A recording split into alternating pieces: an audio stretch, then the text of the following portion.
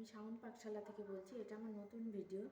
আজকে এই শীতের সন্ধ্যাতে মনে হলো যে হাতের কাছে চা দিয়ে হাতের কাছে কিছু থাকা খাওয়ার একটু খাই, তাই জন্য মুড়ি নিলাম। মুড়ির মধ্যে সরষের তেল নিয়েছি, তার মধ্যে পেঁয়াজ কুচি নিয়েছি, আলু নিয়েছি, মটরশুঁটি নিয়েছি, ধনেপাতা কুচি নিয়েছি, ফুলকপি বাঁধাকপি কুচি করে নিয়েছি, পেঁয়াজ কুচি নিয়েছি।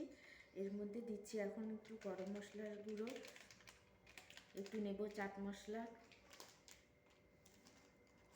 একটু ধনে গুঁড়ো, একটু গোলমরিচের গুঁড়ো, একটু নিলাম চাট মশলা, একটু নিচ্ছি গোলমরিচের গুঁড়ো, একটু নিচ্ছি ধনে গুঁড়ো।